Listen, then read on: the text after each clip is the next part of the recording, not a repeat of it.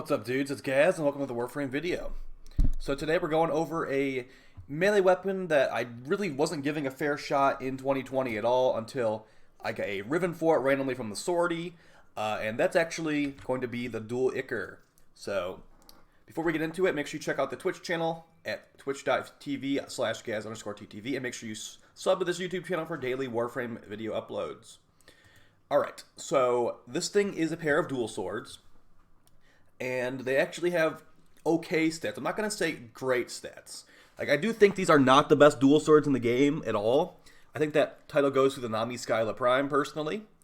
But let's just see what we have here. So we have 1.08 attack speed, pretty decent. We've got 25% critical chance, so it's not going to be getting red crits just with Blood Rush. But we do have a 3x critical multiplier, which is really high. So nice stuff there. 2.3 range, pretty standard for dual swords. And we have pretty low status chance, honestly, at 15%. So, when we go on to the base damage we have here, we have Impact, Puncture, and Slash, with Slash being the highest of those three, and then we also have Innate Toxin, with Toxin being higher than Slash. So, when we get into this, that base Toxin can kind of be annoying sometimes, especially because we won't be proccing Slash very often at all. So, here's the build I'm running. You definitely, if you don't have a Riven, you can put on Weeping Wounds. I've done plenty of testing with this thing, and I don't think that Weeping Wounds is really, like, doing what I want to do. Because, like I said, we have 15% status chance at base. I'm actually using Swirling Tiger. If you have this formatted properly at the top for Swirling Tiger, you actually won't have to, you can put on Prime Fever Strike and get even more damage. But pretty much, it's a corrosive crit build for high-level Grineer. And I was doing a damage over time Bane of the Grineer kind of build as well with like Slash and Toxin procs, and it was not going very well because of the low status chance. We also have Weeping Wounds on that build as well. So I'm going to be showing gameplay of both of those builds in this video. But let's just quickly show it with this setup. Actually, you'd probably want to put Berserker on here too.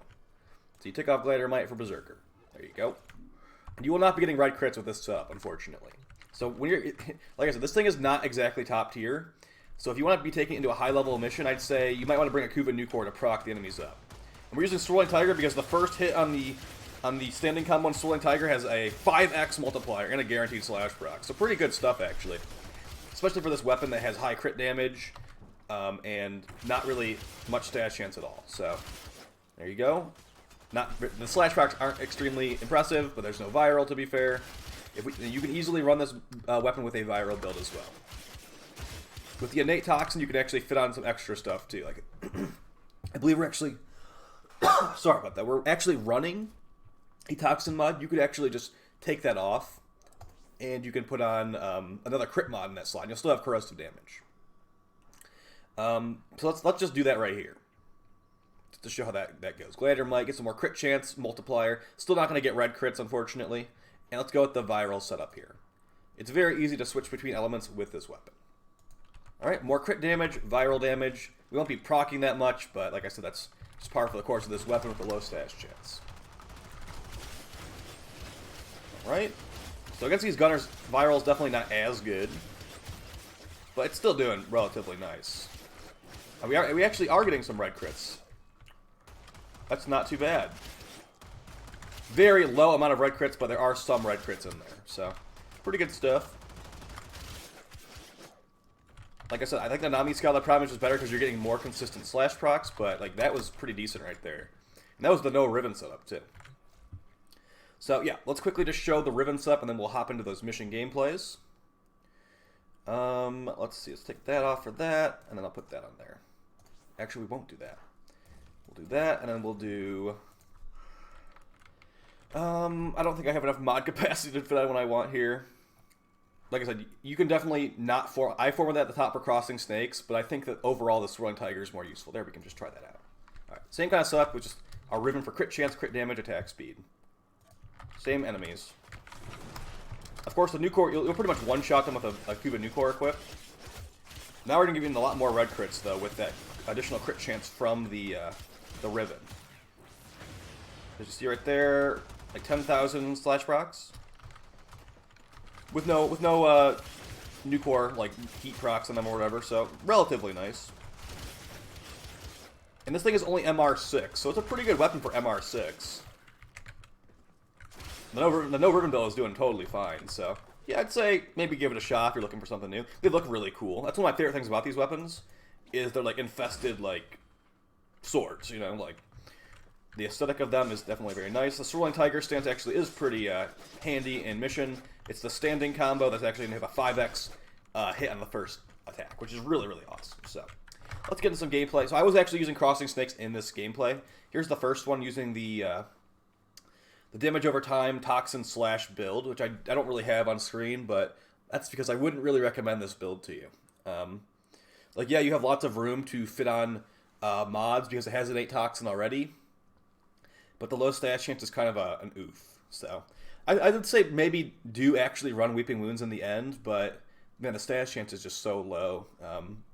Even with it fully stacked up, it's not like you're not getting like double proc territory as far as I'm concerned. So you know, maybe you'll like the damage over time slash build, but I'd say the corrosive or the viral build is definitely going to be more valuable to you, especially because this thing has innate toxin and you can fit on a combined elemental with just one elemental mod. So yeah, I'd say that's the better build. As you can see right here, like I am using a Kuva Ichor to proc them up, and they are like, I don't know what level these guys are. This is like 76 minutes into a survival. People start DCing after this clip, unfortunately. Those guys are level 200 and something. All right, so 200 and something, and it's like still doing okay. Definitely not optimal. I prefer the I prefer the corrosive or the viral build here. So that is that, and then let's get into the corrosive gameplay right here. Obey the dog. So there's a wisp blind on those guys. This is with corrosive right here, and no Nucor. So just, you know, like one shot. This is not as high level, to be fair. The guy's like level 130, and he got like 2 tapped. So yeah, for a God Roll Riven on this thing, I'd say you can go for crit. I think you should definitely capitalize that crit multiplier, 3x at base. Every crit mod you throw on there is going to multiply that by a lot more. So I'd say crit damage, attack speed, range. You know, pretty standard for most melee weapons. Crit chance will help you get red crits. Like my Riven has red crit chance on it, and I get some red crits. Although putting a Gladiator mod on maybe your frame, putting a Gladiator mod in one of those last slots for your build itself on the melee will get you some red crits as well. Not a ton of red crits, but you will get red crits. And of course, you could always just run Helios Sentinel stat stick if you want to, but I tend to not do that ever, so I don't show that in videos just because I don't consider that like realistic for my playstyle at all. So, yeah, I'd say overall, like really, really nice, especially for MR6. This does come from the Clan Dojo, I believe. And, you know, like, if you're looking for new dual swords, like, let's just quickly compare some other dual swords. I know a lot of people like the, can you just search dual swords and they all pop up? Oh, great. Okay, so here's the dual carries. Dual carries is faster, has slightly higher crit chance, worse crit multiplier, and it deals less damage per hit. It also has no innate toxin. It also has 1% less stash chance. Hey, it actually has more range, surprisingly. For the Nami, Skyla, Prime, which I do consider the best ones, we have much higher stats. We have a lot higher attack speed. We have slightly lower crit chance, and a lower crit multiplier by a lot. So you will notice that actually on the Nami, Skyla, Prime. We've got over double the stash chance. We've got much higher slash damage and no innate toxin. So this thing is a slash proc monster, and it is really, really good. So that's a good one too. Dual Combos Prime are just strictly worse than Nami, Skyla, Prime, so I wouldn't even bother looking at that. Dual Raza. Do people actually use these? Like, I don't think people usually use those. The Twin Basalt have really high status chance and basically no crit chance to speak of, but they do have innate heat. People keep telling me to try this out, but I don't know, man.